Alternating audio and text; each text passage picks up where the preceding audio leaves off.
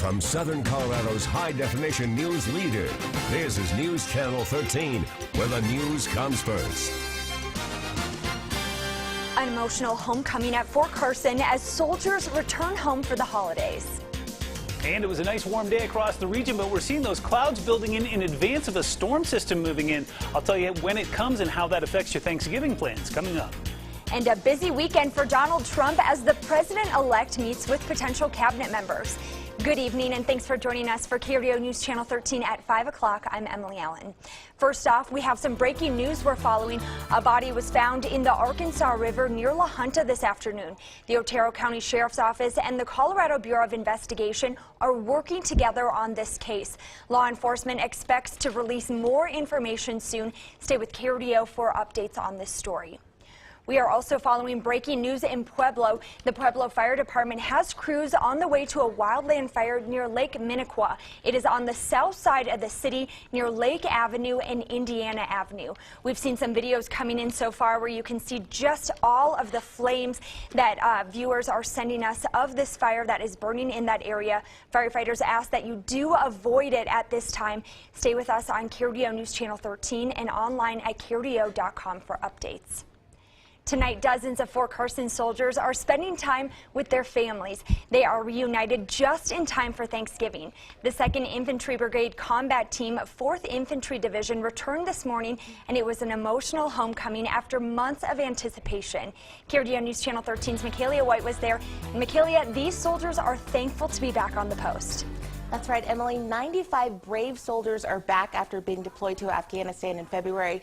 And I talked with one family who says the reunion was worth the wait.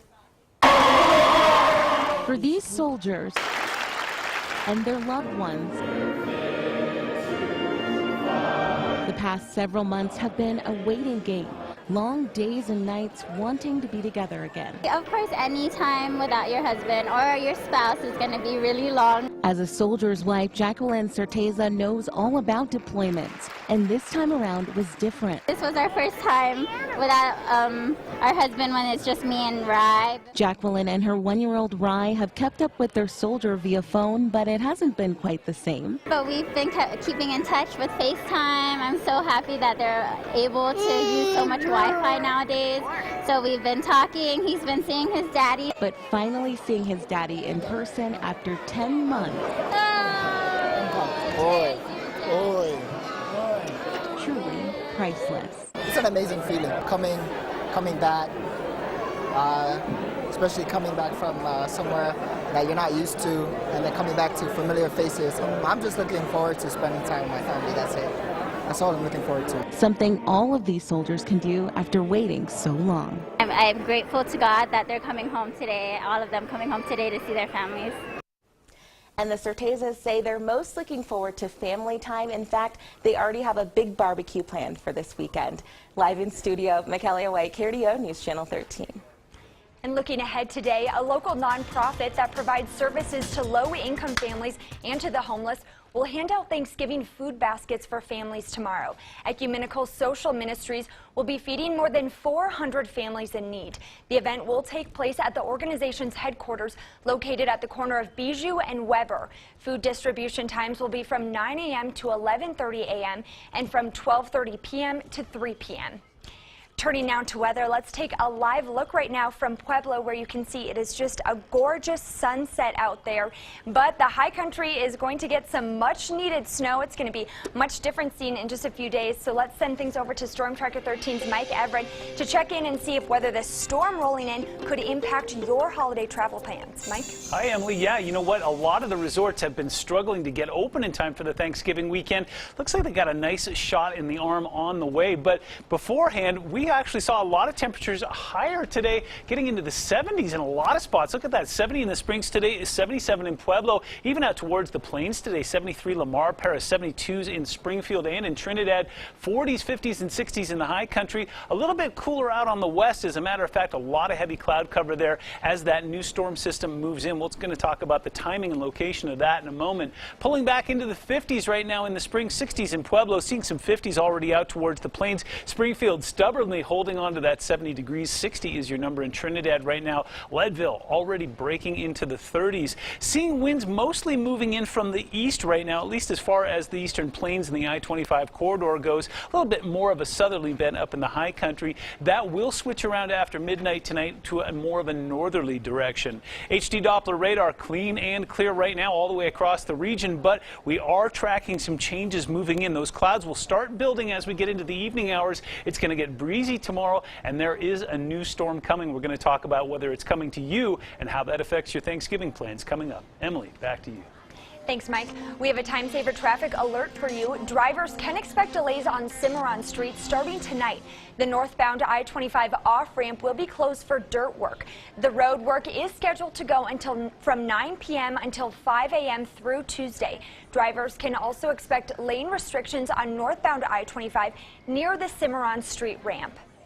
It has been a busy day for presidential-elect Donald Trump. He had meetings with potential cabinet contenders. There are a lot of new questions about his top choices so far and his signature plan to create jobs.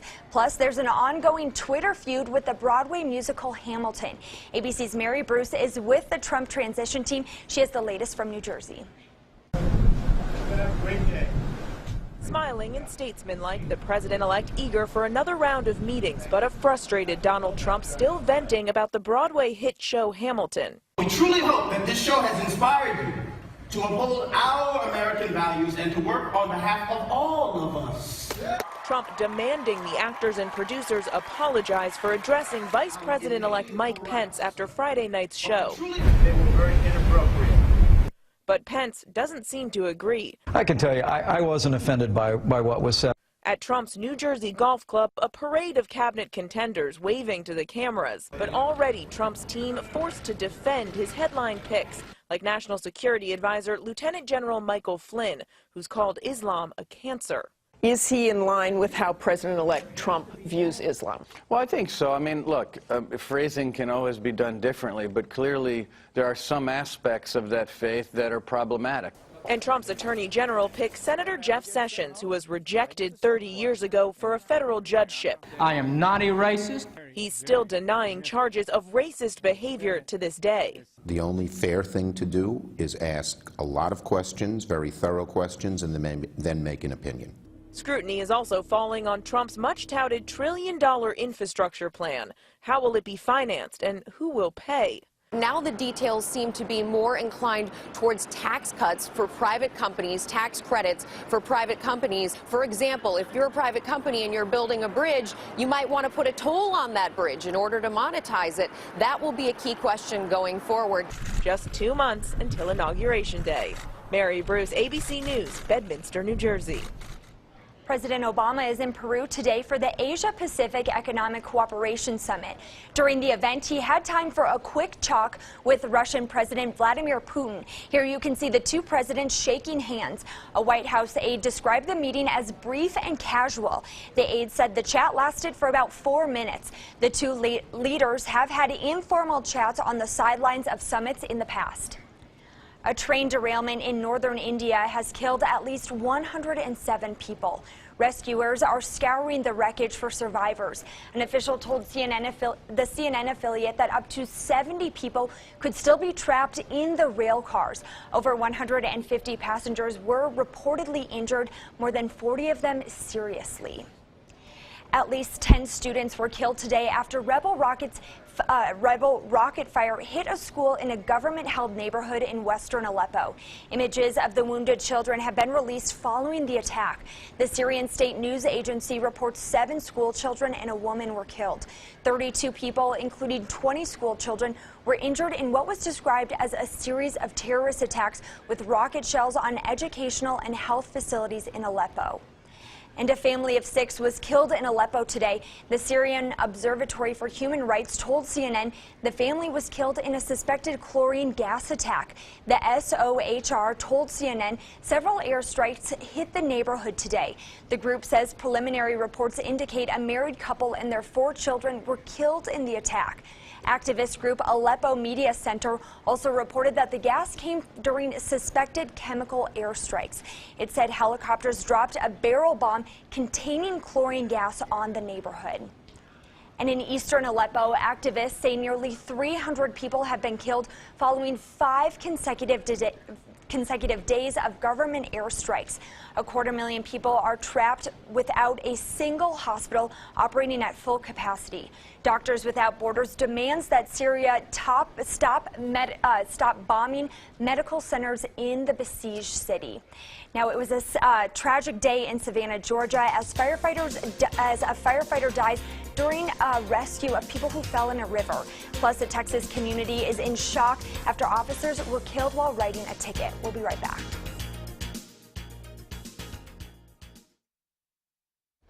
I can't while I'm reading. Also, we haven't had rundowns until now, which has been you gotta.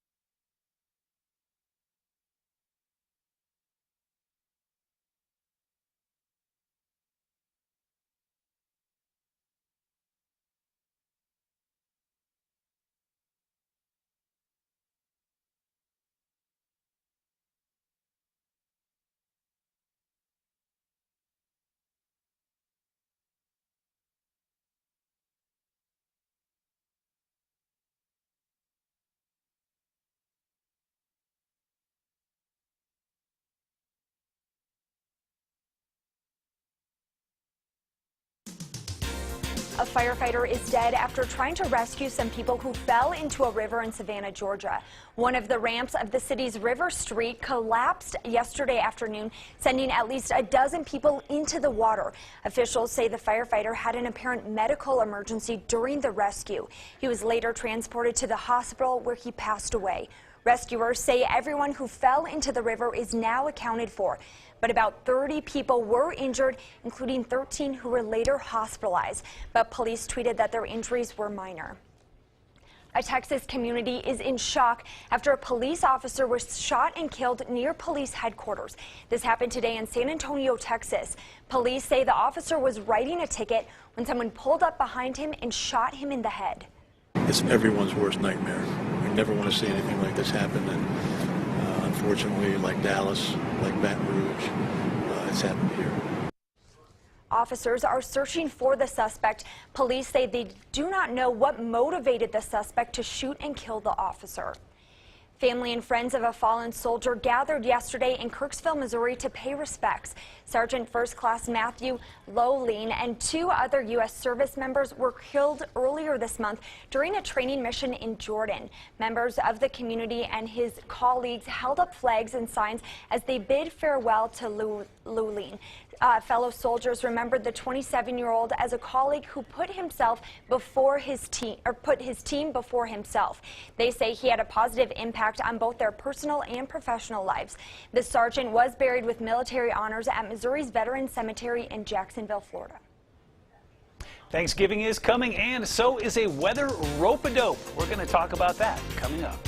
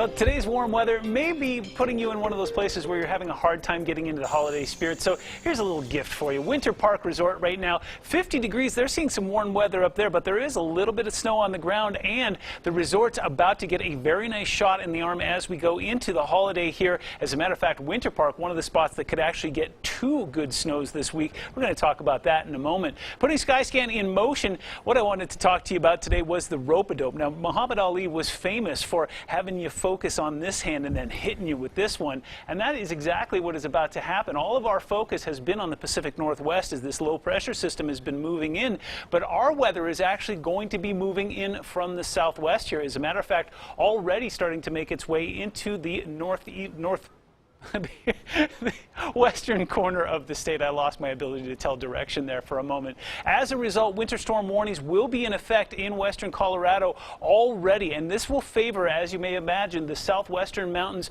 Over a foot projected for places like Durango and Purgatory. Even Wolf Creek could do well from this one, and I wouldn't be at all surprised if some of those start to creep a little bit further east as we go into Tuesday. Putting Skycast into motion, you will see that cloud cover build even by midnight tonight. Already starting to see some action in the southwest there. That will continue all the way through Tuesday. Now, this is 8 a.m. on Monday. Won't affect your commute on Monday, but you will see that cloud cover. As we go through the day on Monday, however, what I'm expecting is those showers to start to make their way through. So this is 5 o'clock on Monday. So again, for commuters coming back between Denver and Colorado Springs and even Pueblo, looking good. There will be some light showers already firing up in parts of Fremont and Teller County. It's not until later on Monday night that I expect that first round of showers to start to move through, and as temperatures drop, some of that will become snow. Tuesday is our bigger day, and as a matter of fact, the commute on Tuesday morning could pose a problem, so do factor that into your plans. This is 6 o'clock on Tuesday morning. Those showers already moving through and then becoming snow. This is 9 a.m. on Tuesday, so the Palmer Divide looking to pick up even a little bit more than the last storm. I've got about 2 to 4 inches there. This moves through fairly quickly like the last one. By the time we get to 3 o'clock on Tuesday, a lot of that has already moved off to the east, and then this one will move out fairly quickly as well. So for your travel plans as far as Thanksgiving go, I think we're looking pretty good. That cloud cover will keep us reasonably mild tonight. Lots and lots of mid to upper 30s, some 40s in places like Canyon City, 42 in Walsenburg. Here's your Thanksgiving week in a nutshell. Again, I'm giving us a 10% chance for some showers late, especially along the Palmer Divide and up towards Teller County, plunging into the 40s on Tuesday. And again, chances for snow developing around midday there. We're going to see that move out fairly quickly and then evolve back into the 40s and 50s again. Thanksgiving is on Thursday, and travel plans, Emily, looking pretty good for folks here. Pueblo, 67 for you on Monday. I'm going to give you a 10% chance for some late showers, and I do mean very late on Monday night. Most of the activity on Tuesday, and again, I'm not seeing you left out by this one like you were with the last couple ones, but I don't see you getting snow either. Fremont County, 64 for you on Monday. 40% chance for a rain-snow mix there as well. But again, by the time we get Wednesday into Thursday, if you do have some travel plans, you're looking pretty good. There may still be some remnant snow. And up in the high country, 10% chance of a rain-snow mix late Monday, 70% chance of seeing some snow there on Tuesday in Teller County. I'll have some updated snow totals for you tonight coming up at 10 o'clock. But for the most part, it looks like we're going to get a shot in the arm, again, as far as the snow and the snowpack goes, but it looks like it won't affect your Thanksgiving travel plans. So best of both worlds. Exactly. Sounds to me like the storm is hitting at exactly the right time. Mm-hmm. Great. Well, thanks a lot, Mike. Sure. It's beginning to look a lot like winter in parts of Michigan after a snowstorm swept across the state. Here you can see the scene from this town about 2 hours north of Grand Rapids. This marks the first major snowfall of the season for the state, and more snow is expected to fall today. Forecasters with the National Weather Service are predicting a 60% chance of snow showers during the day with about an inch of accumulation. And we have a Target 13 alert for you today. Sabra Dipping Company has issued a voluntary recall for some of its hummus and spreads because of possible listeria contamination. The FDA says the affected products were manufactured before November 8th at a plant where listeria had been found. Consumers are urged to discard any products with a best before date of January 23, 2017 on the lid. Listeria can cause serious and sometimes fatal infections in young children, frail and elderly people, and others with weakened immune systems. Symptoms of listeria vary, but usually include fever, muscle aches, stiffness, abdominal pain, and diarrhea.